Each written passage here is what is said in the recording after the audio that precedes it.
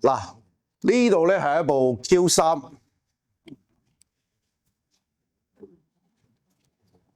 呢度咧係一部徠卡嘅 M11，加埋一齊係變咗咩咧？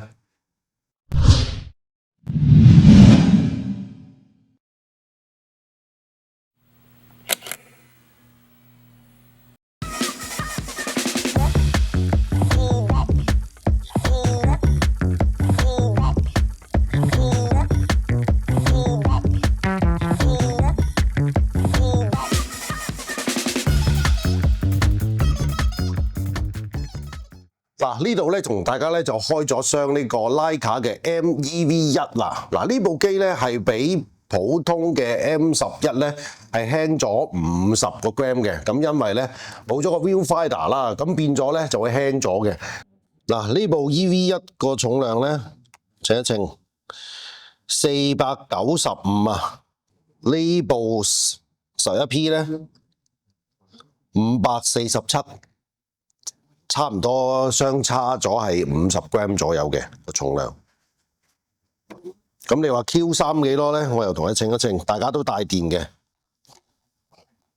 哇 ！Q3 原來重好多，因為有鏡頭781嚇，呢個係大概嘅。可能我綁唔係太準都唔出奇。但係好得意咧，呢度咧就會有一個槍仔喎。呢度咧稍後先同大家講下呢個係咩嚟嘅嚇。嗱，個槍仔咧，當你校咗去自拍嘅時候咧，譬如話揀12秒 ，OK， 咁自拍撳，見到着燈，其實係自拍掣嗰個顯示燈，而家係進行自拍嘅倒數緊嘅一個掣嚟嘅，咁我而家係揀咗12秒，佢就越跳越快啦，嗱，影咗啦。呢個就係呢個槍仔嘅功能嚟㗎，都幾趣致啊！咁後邊咧，其實之前我預測咧都啱咗啦。其實基本上咧，同 Q3咧係共用一個 viewfinder 一個電子嘅 EVF 嘅，咁亦都係可以校眼底啦。亦都係有同 M11咧一樣咧，就係3粒掣，咁上下左右箭嘴，一個撥輪其他嘢都大致上一樣啦。而家好開心咧，同大家睇一睇呢部 MEV1啦。嗱。正如我所講啦，呢個鑽石紋嘅皮身啦，省卻咗 rangefinder 啦，後邊咧其實同 M11咧大致上一樣。咁呢個眼仔位咧，咁又俾我估中咗咯喎。嗱，之前咧講係 Q3啊，嗱基本上咧係同一個 viewfinder 嚟嘅，但係呢個又做得比較細喎。所以 Q3呢個咧其實佢都突出嘅喎，呢個咧。EV1咧其實好薄喎，我覺得呢樣嘢啊抵賺嘅喎，呢樣係做得幾靚嘅。咁呢度咧就係校眼底啦，可以撳出嚟校啦。咁然後校完之後就撳翻落去啦。呢度咧功能咧，呢度可以撳落去嘅，呢個都係功能鍵嚟嘅。咁當初去10嗰陣時咧就冇嘅，11開始咧就係可以撳掣咧，都有一個功能鍵喺度嘅。咁其他都好簡單啦，上下左右箭嘴啦，中間就 OK 啦。仲有一個功能鍵喺頂啦。咁喺呢度咧，其實同 M11咧係背脊咧係非常相似嘅。嗱，除咗係個 viewfinder 嗰度咧有輕微嘅唔同咧，其他都係一樣嘅。機頂部分啦，咁因為呢部係11P 嚟嘅，所以機頂黑咗字啦。咁仲有就係省卻咗呢個 ISO 盤啦，ISO 盤咧佢就變咗喺呢度機身咧呢個撥輪呢度咧去調校啦。咁睇翻前面啦，前面部分咧就亦都非常似啦，除咗冇咗呢個 viewfinder 呢個槍仔啦，咁其他啲掣位咧幾乎係一樣啦。咁呢個都係呢測光嘅 sensor 嚟啦。咁呢邊就都係 rangefinder 嘅槍啦。咁仲有呢個咧，其實係一個功能鍵嚟嘅，可以選擇放大嘅比率啦，或者係僻景嘅可以選擇咧僻景嘅開關嘅，咁用嘅時候咧就非常方便啦。咁咧我要講一講呢部機嘅優點啦。優點就係啱都提及過啦，個重量咧係比較輕啦。咁喺對焦方面咧係比較容易啦，尤其係咧大光圈啦同埋長焦鏡嘅時候咧，之前用 Rangefinder 咧就非常難對啦，好難攞到一個精確性喺度。因為之前咧就 Rangefinder 咧係只有28啦、35啦、50啦、75啦、90啦、135咁多個焦段嘅。咁如果係太歪嘅咧，佢其實係做唔到一個線框嘅，即係話咧你影到幾多咧，其實係唔知㗎。咁變咗咧要加個外置嘅 Viewfinder 啦，或者係用 LCD 嘅屏幕咧去睇嘅，因為有內置嘅 EVF 啦。咁譬如話之前嘅 VisualFX 咧，其實就唔需要再用㗎啦，之前咧係要加咗落去咧，先至可以有一個電子觀景器嘅。咁而家咧係內置咗咧，就冇咁漏爆啦，細少咗好多啦。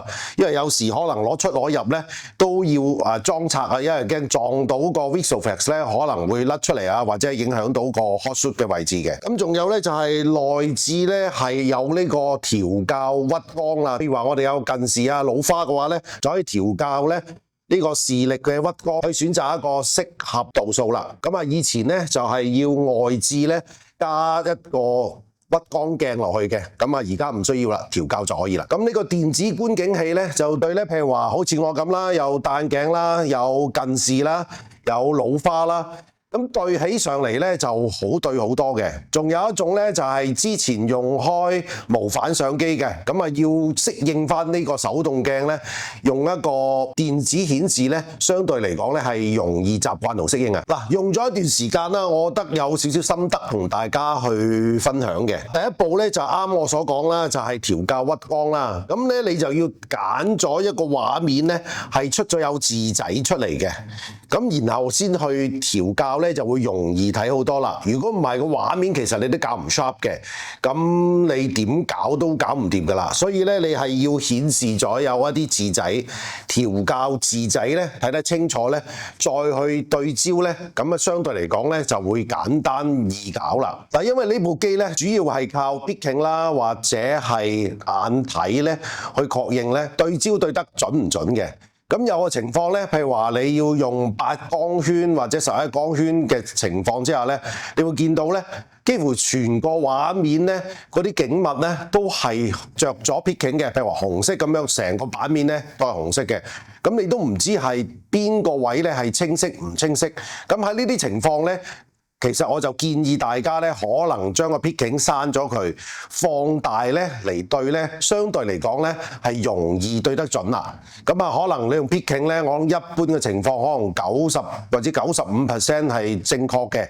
咁你去到用眼去睇咧，咁個比例咧會再高啲啦，可能去到99咁樣，非常接近100%嘅情況啦。仲有一個小心得咧，就係話，你可以將個畫面咧轉咗做黑白，因為有時有啲地方咧，假設佢 picking 係紅色，咁你如果對一個 Leica 嘅 logo 本身就紅色，就變咗好難去識別到咧個 picking 咧到底有冇着啦。又或者你有啲景，可能你轉咗做綠色，咁啱啱影啲草木嘅話，咁你綠色又係好難對嘅。咁喺呢啲情況咧，我覺得係揀翻你個畫面咧做黑白，咁去對嘅話咧 picking 咧就相對嚟講好明顯啦。